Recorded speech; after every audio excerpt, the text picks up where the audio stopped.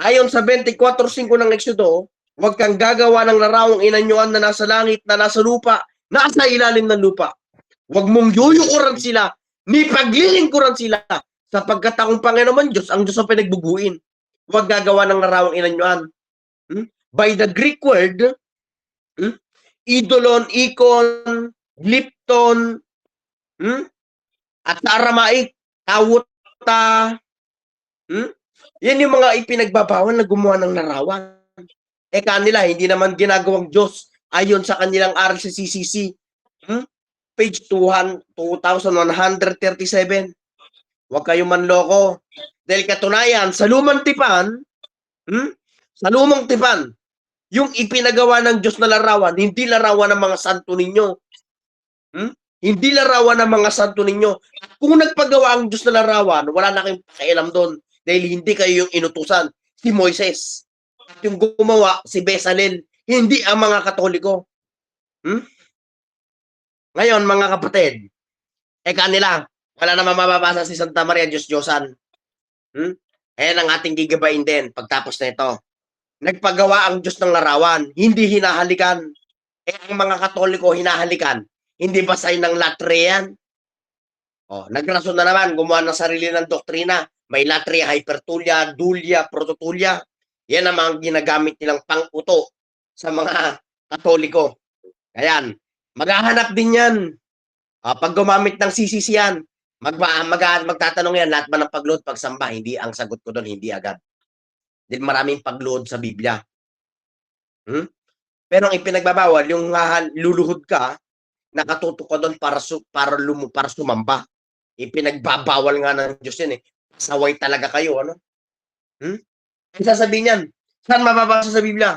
Mga rebulto, letra por letra, mga rebulto ng Iglesia Katolika, Diyos-Diyosan. Hindi mababasa letra por letra. Pero kayang patunayan sa diwa. Bakit? Sa 3:6 na ikalawang Korinto, sabi ng Apostol Pablo, Sanrio, makinig ka. Para may maituro ka sa evangelization ninyo, mga siyepling kuno, na mga tukngol. Ang bumabatay sa titik, pumapatay. Ibig sabihin, ang bumabatay sa letra por letra, pumapatay. Kaya doon pa lang, gibang-giba ka na. Gagamit ng CCC. Saan mapapatunayan sa dogma ng simbahan? Gigibain din agad kita dyan. Ibabaks na kita sa araw na ito ngayon dahil wala rin namang mababasa sa Biblia o sa CCC, sa Catechism of the Catholic Church na ginawa ni Cardinal Joseph Ratzinger o Pope Benedict XVI, nahalikan ang mga imahe ng mga larawan dahil sign niya ng pagsamba. Gibang-giba ka na. Ikatlo, ano ang patunay? Na ang mga rebulto ng Iglesia Katolika ay Diyos-Diyosan ayon sa Biblia. Ayon sa awit 115 verse 4 to 8. May mga mata sila ngunit hindi nakakaamoy. May mga ilong ngunit hindi. May mga mata sila ngunit hindi nakakakita. May mga ilong ngunit hindi nakakaamoy. Anong patunay na sila tinutukoy doon? Dugsulin mo yung mata ng rebulto nila. Tusukin mo ng tingting. Pag pumikit, totoo. Pag hindi pumikit, peke. Kanila, di naman pumapatong ko sa mga rebulto namin yan dahil lumantipan pa yan eh. Ayaw pinapatong ko, katunayan, hula yan. Hindi lang hula yan. Talagang yan ang pinapatungkol ng mga imahe ng mga rebulto. Yan ang mga pinapatungkol ng mga imahe ng mga rebulto. Kaya doon pa lang, Sanrio, mag-aral-aral ka na. Mag-aral-aral ka na. Dahil lahat ng pagluhod, sasabihin yan, pagsamba ba? Kailangan mo muna mag-aral ng Greek na proskineo bago mo ko tanungin dyan. Bago mo ko tanungin dyan, Sanrio. Dahil katunayan, sa templo ng Diyos, susundan kita, sige. Alam ko, babasa ka na agad ng lumang tipan sa unang hari, sa 23 hanggang 29. Katunayan, sa templo ng Diyos, walang mga imahe ng mga santo ng Iglesia Katolika. Wala dyan si Saint Padre Pio, wala si Saint Thomas Aquinas, Saint Agostino Pibo, Saint Damaso, Saint Gregory the Great, Saint Athanasius, Saint John Chrysostom, wala dyan. Bakit pinagdidikit mo yung lumang tipan hanggang bagong tipan? Dahil hindi naman kayo tinutukin na iglesia na itinin ni Kristo. O hindi. Kaya kayo, gumawa lang kayo ng sarili nyong sekta at gumawa kayo ng mga sarili nyong larawan para palabasin. O larawan baka sabihin, tumatakbo sa true church, nabanggit ko lang ito. Pagpasensya mo na, moderator. Para mag-iba lang natin ang kanyang side, ang kanyang argument. Kaya doon pa lang mga kapatid, Gibang-giba na itong si Sanrio. Gagamit ng Hebrew Pisilian, pustahan tayo. Ngayon, moderator, proceed na tayo sa cross-examination. Ayan. Uy, Benedict. Cross-examine. Ayan, 5 minuto Balik sa sa mga yan. 10 minutes ulit. Okay. 5 minuto lang sa cross-examination. Ang Hanggang sabi 3 mo, minutes lang yung natira. ano ba? Okay. Okay. Sige, Sige, tanong. start. Anong tanong mo? Okay, tanong. Sabi mo, Diyos-Diyosan ang rebulto ng mga Katoliko. Anong taon gumawa ng rebulto ang Catholic Church? Sa aking pagkakaalam, ma-arrange siguro Objection, ng moderator. Objection? counter-objection, moderator. Okay. Sasagot ako, moderator. Objection, Ayon sa aking kaalaman. objection, moderator. Okay. Sige, pagbigyan mo na bago ako mag-counter. Hindi ako tumatanggap sa aking pagkakaalam. Gusto ko ng standard references dahil ito ay debate. Bigyan niya ako ng references, standard references regarding sa pamamaratang niya na ang Catholic Church ay sumasamba sa rebulto. Now I'm asking him, anong taon o kailan gumawa ng larawan o rebulto ang Catholic Church? Para mapanindigan niya na Diyos-Diyosan ng mga rebulto, kailangan mo kong bigyan ng standard references. Hindi ayon sa iyong Objection, kaalaman, moderator. history. Hindi, moderator, wala akong referensya dito, moderator. Pero, kaya kong patunayan, then sabi nga nila, 33 AD sila na itayo. So, naniniwala ako na nagkaroon ng mga rebulto ang kanilang simbahan, 1st century to 3rd century. Ayan, moderator. Next question. Okay, so sinabi mo naniniwala ka at ayon sa iyong sariling kaunawaan. So dapat bang gawing standard references yung mga latag mo kasi ayon lang yan sa iyong sariling opinion? Yes or no? No, moderator, ayon sa kanilang aral yan. May papakita tayo. Wait lang. Wait lang, moderator, ha? May papakita tayo sa ating sariling pag-aaral. Ito, mababasa natin. Wait lang. Babasahin ko na, moderator, okay lang, ha? Kahit panandalian lang. So, ayon sa sulat ni Saint Catherine of Siena, umiral ito, doktor ito na simbahan. Baka di mo pa nalalaman. Wait lang. Sige Anong lang. page ito? Sige lang. Page 436. Ayan, wait lang, babasa ako. Sabi niya dito, tatagalogin ko na. Sige lang. Ang mga imahe ng mga larawan ng mga Katoliko ay umiral 1st to 3rd century. Ayan, sa kanyang sulat. So, yung moderator, next question tayo, moderator. Okay. Nagbasa ka na ang images ng Catholic Church ay 1st to 3rd century. Anong unang images ang umiral sa Catholic Church? Latagan mo ako ng standard reference. Objection, moderator. Wala naman akong pakialam doon. Dahil ang aming time, patutunayan ko, hindi ko na kailangang aralin pa yung mga rebulto nila dahil Diyos-Diyosan yan para sa akin eh. Next question, hirap-hirapan mo naman. Objection. Okay. Objection. Naglatag ka Wait lang, ng references regarding sa 1st to 3rd century na ang Catholic Church ay nagkaroon ng sacred images. Now I'm asking you, anong sacred images yon? Sino yon? Yung unang lumutang na rebulto ng simbahang Katoliko. Pakisagot. Wait lang, moderator. Wala naman akong kinalaman doon, moderator. Dahil katunayan, kakulangan ng referensya ko para dyan. Siguro, moderator, ayon sa aking... Ito, moderator, pagsagot ko na lang to, pang sarili ko na lang ito, moderator. Siguro, ang unang ginawa dyan, si St. Peter o si ang Panginoong Jesucristo. Yun na, moderator. Next question. Okay, next question. Kung ang mga sacred images ng Catholic Church ay matatawag na Diyos-Diyosan, anong taon kinuha ang ideya ng mukha ng mga rebulto ng Catholic Church? Anong taon? Mga rebulto, moderator, per century, moderator. It will take, ma-arrange yan, 33 AD to 107 AD, moderator. Yon, next question. Next question. Nung 1st century ba may Protestant na? Yes or no? No, moderator. Wala moderator, no? Okay. Bakit? Wait lang, moderator. Hmm. Ang mga protestante moderator, hindi kasi kami protestante. We are the true church. Ang mga protestante moderator, umiral 1521 to 1529. 15th century moderator. Sa pamamagitan ni Martin Luther, bakit tayo napupunta sa true church? Objection, Dapat mag-stay objection, tayo. moderator. Sige. Ang Protestantism po ay nagsimula 16th century dahil dun pa lang po nabuo yung King James Version na kung saan ipinalaganap ni Martin 1601. Luther yung pagtuturo ng Protestantism sa mga obispo at ibang kaparian na naging dahilan kung bakit nagkaroon ng heretiko. Yun po yung objection ko. Hindi po 1521. 1521 po, nung nag-akla si Martin Luther, pero wala pa pong Protestantism noon, 16th century po. Objection, moderator. Bakit napupunta kami sa true church? Ang gibain niya, yung ayon dun sa inilatag ko, kaya nga si negative side eh. Ba't napupunta sa true church? Kung true church lang, pwede ko naman siya sundan dun eh. Okay. Pwede namin i-next namin tema yan. Ano pa naman? Next question sa Rio, napakahina naman naman magtanong eh. Okay, next question. 6 minutes left po. Sa Katoliko, sabi mo nagbanggit ka ng lumuhod. Sino sa Katoliko ang unang lumuhod sa rebulto? Bigyan mo ako ng standard references. Wala akong standard references, moderator.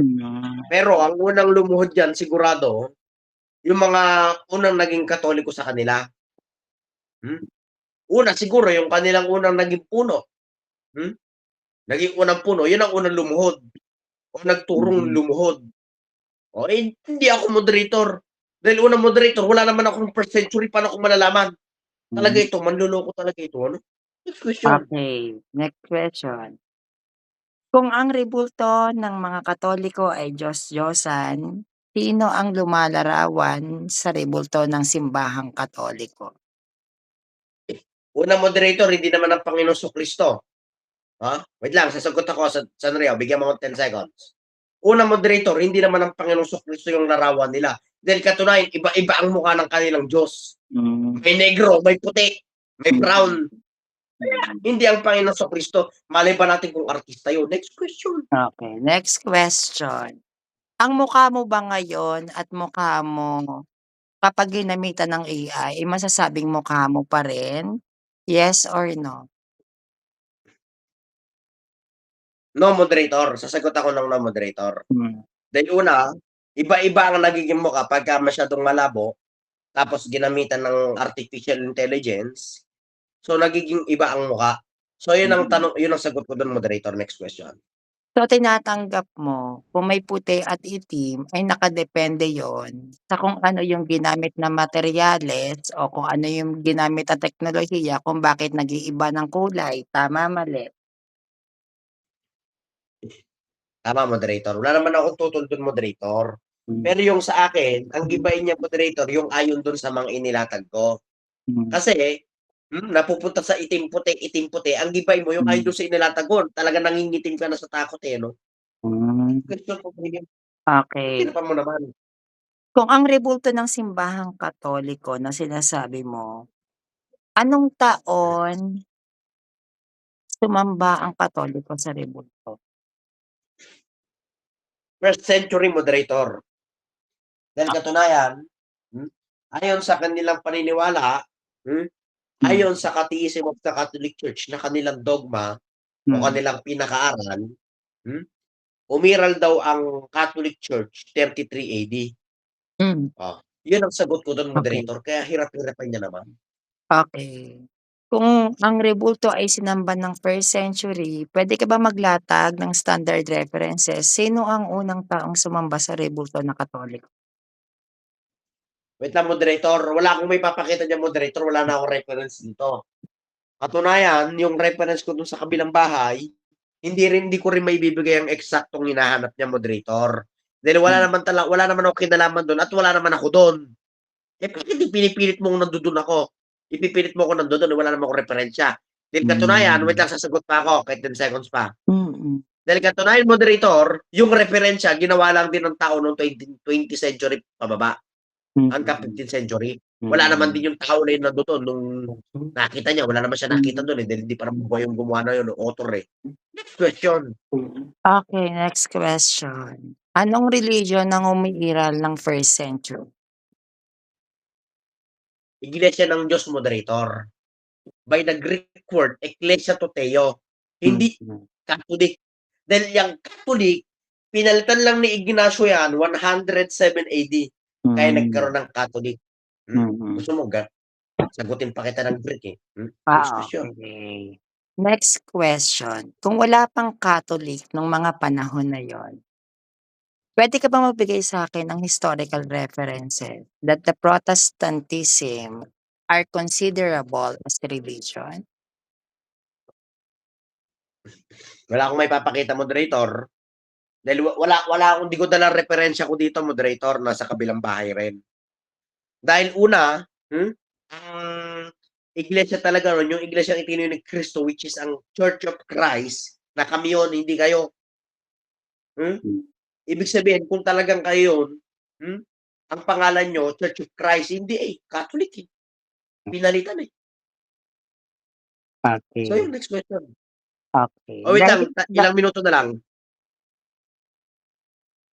Benedict, Kanina, Tapos na ba? time na daw. Time na. Sige. Ako naman. final time 3 minutes 20 seconds ba to? May 3 minutes pa. Okay. Okay. Dahil ipinaglalaban mo na yung Protestantism o ikaw as bilang Church of Christ kuno, alam mo yung nilalaman na ang rebulto na mababasa sa Biblia, ang sinasamba ng Katoliko ay Diyos-Diyosan, who compiled the Bible? Wait lang, moderator. Ang nag-compile ng Bible, which is yung mga unang Kristiyano rin. Hanggang sa lumagana patungo sa atin. Dahil ayon sa kanila, wait lang, sasagot muna ako. Ayon naman sa belief ng Catholic, si Saint Ambrose, parang tinuruan niya o inutusan niya itong si Saint Jerome o itong si Hieronimo na mag-translate ng Latin Vulgate. Pero sa kanilang Catholic lang yun, kaya nga merong Catholic edition Meron nga mga imprimatur. Hindi kami tumatanggap nun. Dahil may sarili kami. We have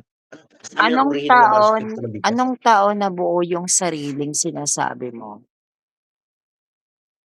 Wait lang, moderator, nung natapos si San Juan, moderator, 110 AD. Ayan. Okay. Wait lang, moderator, objection muna. Objection muna, moderator, napupunta na sa translation ng Biblia.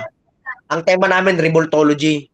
Ba't ka tumatakbo doon? Objection po, hindi ako tumatakbo sa translations. Bumabase lang ako sa mga sagot mo. Bumabase ako sa sagot mo.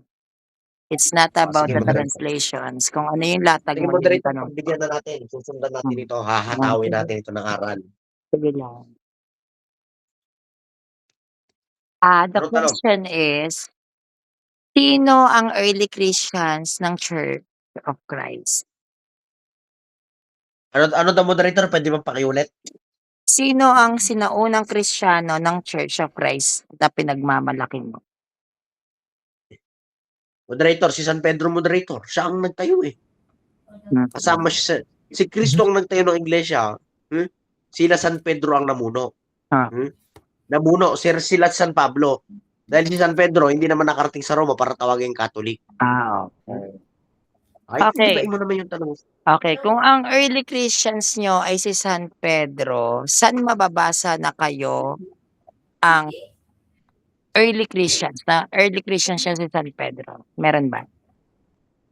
Meron, moderator, na sige. Kasi moderator, sasagot ako 10 seconds. Wait lang, sandali yung sasagot ako. Then una, moderator, natalikod yung iglesia. Dahil nga itong mga Katolikong na ito, pinagpapatay. Kaya nga meron tayong objection. Okay. Saan mababasa na yung early Christians nyo na meron kayong early Christians? Saan mababasa? Meron, moderator. Nasa kanya na moderator kung tatanggapin niya o hindi. Meron sa The Rich Bible, ito talaga napakabigat na itong referensya na ito. The Rich Bible. Hmm. Wait lang. Okay mo, nag-time out. Time's up. Time na. Okay. Rebatan na. Ay, rebatan. Rebuttal. Yan na. Hello, magandang gabi po sa inyong lahat. Ang aking presentations ay on the spot. It was called Ambush Debate. Okay. Pag sinabing Diyos-Diyosan, ito ay mga Diyos na hindi kilala. Ito ay mga Diyos na hindi existido. Hindi po Okay. natin pwedeng sabihin na ang mga rebulto ng simbahang Katoliko ay Diyos-Diyosan sapagkat ito ay may pagkakakilanlan. Ang rebulto po na makikita sa loob ng ating simbahan ay kilala at makikita sa Biblia at ang iba naman kung wala sa Biblia ay may pagkakakilanlan pagdating sa kanilang mga nagawang kabayanihan pagdating sa kabanalan. Ang ibig kong sabihin, bago tayo magsabi na ang mga rebulto ng simbahang Katolika ay mga Diyos-Diyosan, dapat muna nating alamin anong taon ba nagsimula ang rebulto? Bakit ba may rebulto ang Catholic Church? Sa panahon ni Constantine, it was actually 3rd century bago mabuo ang Biblia. Si Constantine sa pamamagitan ng kanyang ina na si Reyna Elena ang siyang nakiusap kay Constantine na bakit hindi natin gawing paraan ng pagtuturo ang mga larawan, hindi pa rebulto. Hindi nagsimula ang Catholic Church sa rebulto. Ang Catholic Church ay nagsimula sa pagpipinta. Because we all know that the Jewish people, they know how to paint. Magaling sila sa sining, no? Ngayon nung pinipinta siya, dahil mga pagano sila, at kapag ikaw ay pagano hindi mo maiintindihan kung ano ang pinagmulan ng Christianity, itinuro ito ng mga early Christians sa pamamagitan ng visual aid. Hindi ito itinuro para sambahin, kundi ito ay tinuro para sa pagtuturo. Maling-mali na sinasabi ng mga Protestantism na ang mga rebulto ay sinasamba. Gumawa ang rebulto sa pamamagitan ni Constantine dahil sa walang awang pagpatay ng mga pagano sa mga martir na banal ng simbahang Katolika. Nararapat lamang parangalan. Katulad ng larawan ng ating mga magulang, ito ay kailangan nating parangalan bilang pagpapakita na kung hindi dahil sa kanila, hindi tayo nag-e-exist dito sa lupang hinirang. Kaya dapat tayo ay mag-isip, bakit nga ba may rebulto? Anong taon nga ba nagsimula ang rebulto? Ano ang dahilan ng simbahan? Bakit ito pinoprosesyon? Bakit nga ba? Para ipaalala sa lahat ng mga tao at gunitain na tayo ay may Panginoon. Katulad ng mga larawan ng mga nakahubad, hindi ba't 'pag nakahubad nakakaalala ka ba na may Diyos? Hindi, 'di ba? Kapag ba nakakakita ka ng larawan o ng video ng mga nagpapakita ng kung ano-ano, naiaalala mo ba ang Diyos? Hindi. Ginamit ng mga sinaunang Kristiyano ng simbahang Katolika ang mga sacred images para pigilan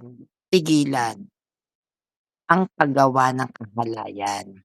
Hindi lamang ng kahalayan kundi ng kasalanan. Ito ay isang pamamaraan ng simbahan para makapag-convert ng hindi Katoliko para maging Katoliko. Hindi lang ito pagpapakita para ikaw ay ma-convert bilang isang Katoliko, kundi isang pagtuturo sa mas malalim na pamamaraan para mas maunawaan ng mga hindi Kristiyano kung ano ba ang aral ng simbahang Katolika. At higit sa lahat, kung bakit may pagluhod, hindi ito pagpapakita ng pagsamba. Ito ay pagpapakita ng paggalang. Dahil maging sa Biblia, tayo ay lumuluhod pagpapakita ng respeto at pagdidisiplina, pagluhod sa munggo, pagluhod sa asin. Paano yung mga walang paa na tuhod lang ang nakikita? Ito ba ay pagpapakita ng pagsamba? Hindi. Paano yung mga tao na kailangan lumuhod para patawarin? Ito ba'y pagpapakita ng pagsamba? Hindi rin. Paano yung mga taong lumuluhod kapag dumadaan ng hari? Ito ba'y pagpapakita ng pagsamba? Hindi rin. Ang lahat ng gesture na pinapakita ng tao ay nakadepende sa kung ano ang intensyon ng gumagawa.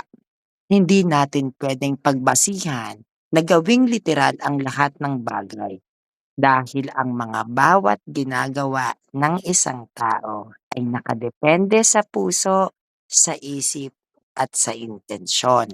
Hindi natin pwedeng sabihin na ang mga pinapakita sa atin ay literal.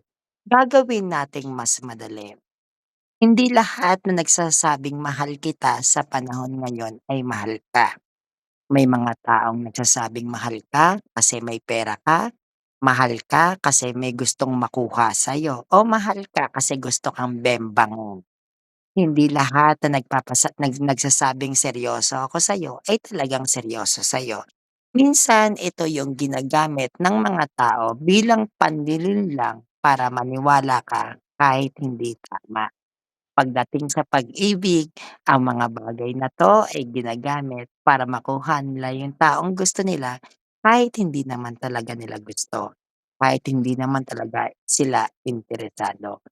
May mga bagay na kailangan nating gamitan ng isip, kailangan nating gamitan ng talino, at kailangan nating mag-analyze. Ito bang ginagawa, tinuturo, at sinasabi sa'tin ay tama?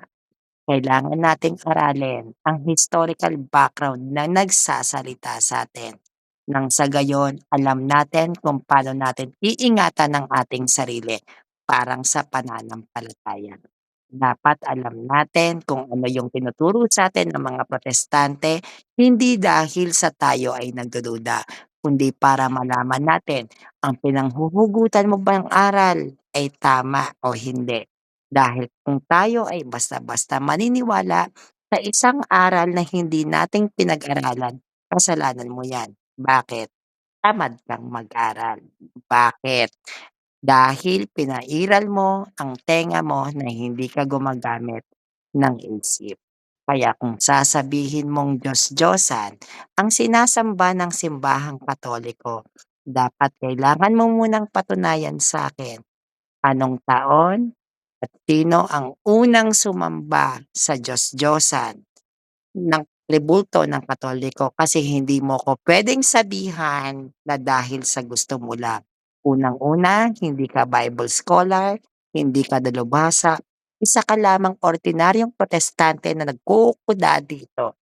Kaya kung ako sa'yo, perdiblihin mo yung bunganga mo kung kaya mong ako mismo ang maglagay ng perdibli sa bunganga mo para hindi ka na magsalita. Yun lang po, magandang gabi at maraming salamat. Ay, ikaw. Okay. Premise ko ito, moderator. Sabi niya kanina, yung mga imahe daw ng mga magulang nire-respeto niya. Ganon din sa Katoliko pero nilalagyan ng kandila. Tanong, pagka buhay ba yung magulang mo at may picture ka ng nanay mo, kakandilaan mo ba yon? Yes or no, kategorical? Siyempre hindi ko siya kakandilaan kasi hindi pa naman siya patay. Tanga ka ba? Sa Pilipinas, 'pag kinandilaan mo ang isang larawan, patay na yun. Not unless patay na patay ka Okay, sa next akin. question, next Kakandilaan question. kita. Okay. Yung aso mo, buhay pa, pero nire-respeto mo. Niluluhuran mo ba yung aso mo o ikaw lumulot sa electric fan ko, kategorical? Niluluhuran ko yung aso ko, yes, yes, luluhuran ko yung aso ko para pamuhin kung sakaling nagwawala. Ito ay Tanong, pagpapakita. 'Pag nagsasalita po yung sumasagot, 'wag po tayo mag-i-interrupts. Batas po ng debate 'yan. So, siyempre luluhod okay. ako, it is not about by worshiping, it is about by humbleness na ang aso ko, you have to be calm down kasi ako yung Sino amo mo. lalaban at debate dito? Tumahimik. Sino lalaban at siga sa debate? Ongoing pa, next bro. question. Kung ginagalang mo yung aso mo at yung mga imahe nyo, niluludol mo at hinahalikan mo, ngayon, tinatanggap mo ba? Hinahalikan mo yung labi ng aso mo, hinahalikan mo yung paa ko, kategorikal. Hinahalikan ko yung aso ko. Kahit yung bibig, hinahalikan ko kasi sila ay may vaccine ng anti-rabies. Pero hindi ibig sabihin ng pagsamba yun. Yun ay pagpapakita ng pagmamahal. Kasi kung hinahalikan mo yung nanay at tatay mo at mga kapatid mo, sinasamba mo ba sila? Hindi. Okay? Pagpapakita yon ng appreciation. Gamit po tayong utak. Next question, babalik ako doon sa tinanong ko sa'yo. Kung nire-respeto mo lang yung magulang mo at buhay pa siya hindi mo kinakandilaan, tanong, bakit hindi ka nananalangin sa harap ng magulang mo? Sagot, hindi kategorikal. Okay. Hindi ako pwedeng manalangin sa harapan ng magulang ko dahil hindi naman Diyos yung mga magulang ko kahit mukha akong Diyosan. Tayo ay mananalangin lamang sa iisang Diyos. Pero kung ang mga magulang ko ay Diyos, mananalangin ako at dahil hindi sila Diyos at mukha akong Diyosa, bakit ako magdadasal sa hindi naman Diyos? Okay, next question. Alam mo ba ang kahulugan sa Aramaic ng yalap? Alam mo, hindi mo alam. Kategorikal. Objection, moderator, wala kami sa Aramaic. Huwag natin ilayo ang paksa. Hindi ako Aramaican. Gumamit tayo ng lengguwaheng Tagalog dahil Tagalog ako. Susundan kita. Susundan kita. Sige lang, English alam mo Tagalog. na Tayo, English Tagalog. Ginamit ka na. May mababasa ka ba? Letra por letra. Inutusan ang mga Katolik na gumawa ng larawan. May mababasa ka, meron o wala? Kategorikal. Walang inutos sa Catholic Church na gumawa ng larawan. Ito ay kusang loob na gumawa ng larawan Okay. para i-convert ang mga pagano na maging Kristiyano bilang pamamaraan ng pagtuturo. Dahil sa panahon noon, Okay, ang mga next pagano, question. sandali, hindi pa ako tapos. Dahil ang mga pagano noon ay illiterate at hindi marunong magbasa, may mga pipe, 'di ba, na hindi nakakaintindi ng pagsusulat, tinuro ito sa pamamagitan ng mga larawan. Kaya napilitan ng Catholic Church gumawa ng larawan at mga rebulto. Okay. Next question. Saan mababasa letra por letra si Saint Padre Pio hindi Diyos-Diyosan? May mababasa ka, meron o wala? Kategorikal. Hindi kami Bible alone at letra por letra. Dahil kami ay Objection, may moderator. Kategorikal lang tanong ko. Sagutin mo ng kategorikal. kategorikal akong sumagot, hindi kami letra por Objection, letra, moderator. hindi Sabi ka ko, may naririnig. magpapakita ka, meron o wala? Meron o wala? Sabi That's a ko nga, categorical. hindi kami letra Tagalog por na nga eh. letra. Oh, Sabi ko, wala hindi akong kami pakialam letra sa por Bible letra. mo. Sagutin mo yung ayon doon Ah. sa nilatag ko. Pag sinabi kong hindi letra por Okay. letra, ibig sabihin wala sa Bible. Kasi nga, ang Catholic Church may tatlong pinaglalaban. Magisterium, Standard References, at saka Alam ko na Bible. yan. And we Pinag-aaral sa compiled the Katolista Bible. yan. Alam ko na yan. Sige lang. At Okay. objection, moderator, question. ang pagsasalita habang Isa-isa ako ay muna. nagsasalita ay pagpapakita ng Isa-isa kabastusan. muna. Isa muna. I repeat, hindi rin tayo dapat gumagamit ng mga hand gestures habang may kausap ka, pagpapakita yan ng hindi ka professional na debater. Kapag ikaw ay may kausap, dapat tayo ay gumagamit ng formality dahil formal ang kausap mo. Nagkakaintindihan po tayo. Okay. Okay, moderator. Next questioning ko siya. Isa-isa lang. Isa-isa lang. Sa Lumang Tipan, sa templo ng Diyos, may papakita ka ba sa aking imahe ni Saint John Mary Vianney? Meron kami papakita, meron o wala? Kategorikal. Sa panahon ni Kristo, hindi pa nag-e-exist si Saint John Vianney dahil siya ay nag-e-exist pero siya ay may karapatang parangalan dahil siya ay pumanaw na banal. At ayon sa aming magisterium kung ano ang napagkasunduan ng aming simbahan at ito ay namatay dahil sa kabanalan ay nararapat lamang parangalan. Ito ay pagpapakita ng pagpaparangal at hindi mo to pwedeng gagamitin sa konteksto na nasa Biblia dahil nag-e-exist sila, hindi pa buo ang Bible. Buo na yung Next Bible. question. Hmm. Saan mababasa sa Biblia gumawa ng Nazareno? Letra por letra. May papakita ka, meron o wala? Okay. Sa Poon Nazareno, ito ay dumating sa panahon ng mga Espanyol na which is compiled na yung Bible at like what I've said, wala rin naman tayong Sa mababasa. paliwanag niya. May Objection, papakita ba siya, meron moderator. o wala? Objection, Categorical. moderator. Objection, Moderator. moderator. Categorical, moderator. As I said, sumagot po ako, hindi siya categorical. As I said, objection, moderator, 'pag nagsasalita po yung kadebate, matuto po tayong rumespeto dahil pagpapakita po yan ng unprofessionalism. Like what I've said, ito po ay dinala ng Espanya, which is compiled na po yung Bible, kaya po nagkaroon ng Nazareno dahil ito ay pinapakita bilang pagpaparangal at nakadepende po dun sa kahoy na gagamitin, kaya po 'to pinaparangalan at hindi po 'to pagpapakita ng pagsamba. Okey po. Okay. Next question. Ayon sa inyong Katoliko, premise po na ito, kahit medyo matagal-tagal na premise. Gumawa kayo ng larawan. Hinahalikan ninyo. Ang tanong ko sa'yo, sa lumang tipan, yung ipinagawa ba ng Diyos sa 3 Gs ng ikalawang kronika, hinahalikan ba yun o ikaw yung humahalik sa akin? Kategorikal. Okey, categorical, no, walang humahalik dun. Kasi objection po, kabasusan po yung ganyang reaksyon, mukha po yata tayong hindi professional. Calm down, ayun. Papakita po tayo ng kabasusan. Hindi po, kasi hindi po nabubuhay ang Christianity sa Old Testament. That's why the Catholic Church compiled the Bible because of the Old Testament and the New Testament. Pagpapakita ng pagsasabuhay ng Christianity sa New Testament na which is Christ-centered. Hindi po tayo dapat magre-relate lang sa paniniwala ng Old Testament. Hindi po ako Hudyo, isa po akong Kristiyano. Ay, susundan kita dun sa ayon sa mga ininatag mo sa mga santo. Ang tanong ko sa'yo, anong AD na unang gumawa ng mga santo? May papakita ka, meron o wala? Kategorikal. Okay, anong AD? Maipapakita ko sa'yo. Yes, I have standard references. Sasabihin ko na lang sa'yo and you can research it into Google because ang technology natin ay napakalawak. Ang rebulto ay nagsimula 1st century sa pangunguna po dun sa Church of Antioch na kung saan makikita ang rebulto ni San Jose na pinararangalan po ng mga sinaunang Kristiyano sa pangunguna po ni San Pablo at ni San Pedro na kung saan ngayon ay Muslim country inside the Antioch na kung saan dito itinatag ang mga mosque ng mga Muslim na sinakop ng Ottoman Empire. Okay po. Okay.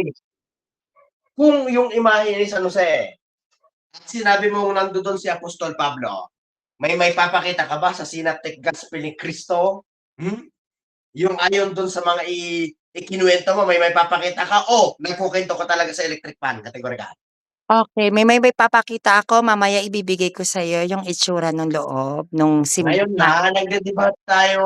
Hindi Ngayon ko siya na. maipapakita sa'yo kasi nga Yeah. ise-send ko naman sa'yo, puwede kong i-post sa Facebook account ko na kung saan ang Church of Antioch na which is nasakop ng Ottoman Empire, which is ito ay makikita sa bansa ng Turkey na ngayon ay Muslim country na nandodoon ang unang simbahang pinatayo ng mga apostol na ngayon ay Muslim na simbahan.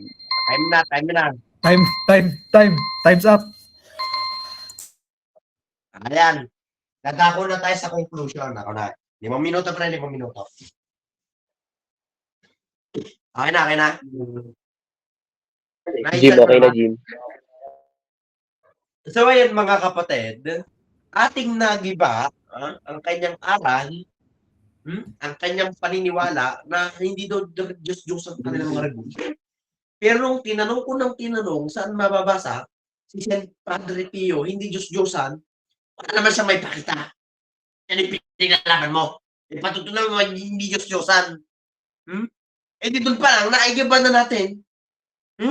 Kita-kita naman, ayon sa kanilang aral, ito ayon sa Catholic Library, page 217, may pirma pa yan ni Bishop Noel Ramos. Bishop, USA, may pirma pa niya, no? Nakalagay dito, lahat ng imahe ng niluluhur ng Katoliko ay pagsamba. At ayon sa sulat ni St. Robert Bellarmine, sa page 1637, lahat ng pagluhod ay pagsamba. Sila talaga nagtututunan, mga kapatid, mga kababayan, dahil hinahalikan nila mga imahe. Yung ipinagawa ng Diyos, sa 3 Gs ng ikalawang kronika, hindi Hindi hinahalikan. Kaya dun pa lang naigiba na natin ang kanilang aral. Hindi nga siya sa'kin nagtanong ng nagtanong. Hindi niya sa'kin tinanong lahat ng ayon dun sa mga inilatag ko dahil wala siyang maisasagot. Talagang itlog 'pag sumagot. Hmm, kita mo nga, wala nang naisagot, talagang binaks ko ito, eh. Kulang na lang, eh, talagang ibibigay ko na 'to sa bumili sa akin, eh. Napakataas na, eh.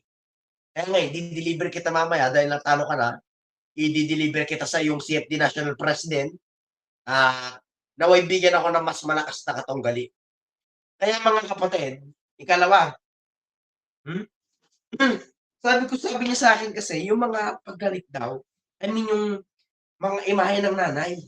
Wala naman akong pakialam sa nanay, hmm, dahil hindi naman yun yung pinag-uusapan natin. Pumunta siya dun kaya sinundan po natin mga kapatid. At sabi niya, iginagalang niya lang daw yung imahe. Eh, bakit ang kanilang mga rebulto nilalagyan nila ng kandila? Eh, bakit yung nanay niya, yung picture ng nanay niya, hindi nilalagyan ng dalawang kandila? Oh, yan talaga nagkaloloko-loko na. Kaya mga Katoliko hindi naman daw niluluhuran nila, eh, bakit hindi niya niluluhuran yung picture ng nanay niya? Hmm, bakit hindi nanalangin sa picture ng nanay niya? Kayo talaga, mga wala naman batayan sa Biblia, saan mababasa sa Biblia lahat na yan? Hypertulia, Julia, Ortutulia, saan mababasa sa Biblia yun? Hmm, tas sabi niya hindi naman sila Bible alone. Eh, kung Bible alone ako na magagawa mo, pipilit mo sarili mo, eh, bakit ka papagdesisyon sa'kin? Kaya mga kapatid, itinanong-tanong lang sa akin, yung mga AD, hmm, kung kailan nagkaroon ng rebulto, eh, malay ko ba dun? Eh, ayon sa kanilang paniniwala sinundan ko na naman first century daw sila naitayo. Eh, di first century ko na nagkaroon ng mga imahe, 'di ba? Eh, magtatayo ka ng iglesia wala pa palang mga imahe nila. Oh, hindi ibig sabihin naidagdag lang yung aral na yun, mga imahe. Ibig sabihin, ito napakalaking lohika nito. Kaya mag-aral ka muna ng filosofiya sa Rio. Hmm? Hindi ka makakapagtayo ng iglesia kung may maidadagdag kang aral, baka umalis sa mga Katoliko nung araw. Hmm? Dahil siguro 33 AD na itayo, may mga imahe na nun. Ayon sa kanila, hmm? At at kung 70 AD ka na magtatayo ng mga imahe, baka pagduda ng miyembro niyo nun. Kaya dun palang mga kapatid, talagang gibang-giba na natin ang itlog nating katunggal, eh. Siguro 'pag natalo na natin 'to, lilipat na ito sa INC, walang bawi. So yun moderator, yun naman, i-wave ko na ang conclusion. Okay, ako naman, this is my final conclusion. Sinasabi niya ang pagluhod ay tanda ng pagsamba. May mga baklang lumuluhod tanda ng pagsubo. May mga lalaki nga nagpapatira pa, sa mga kababaihan kahit may regla. Tanda ng pagkain, 'di ba? Just common sense, 'di ba? Hindi porket lumuhod ka, kagaya ng sinasabi mo sa mga larawan ay nagpapakita ng pagsamba. Ilang beses akong lumuhod sa harap ng nanay ko, may asin nga lang. So, ibig sabihin sumasamba ako. May mga baklang lumuluhod sa harap ng isang lalaki pero hindi tanda ng pagsamba kundi tanda ng pagsubo. Yun mo ang ibig kong sabihin. May mga lalaki na nagpapatira pa, dumadapa pa. Tanda ng pagkain ng tahong kasi masarap ang tahong. Ganun lang yon. Ang gestures ng tao ay nakadepende sa intensyon. Hindi natin pupuwedeng ibata 'yan dahil lang sa lumuhod, sumamba, o dahil lang sa nagpatira pa ay sumamba. 'Yan ay nasa intensyon. Hindi porket lumuhod ka, sumamba ka. May pagluhod na tanda ng pagsubo, una 'yon.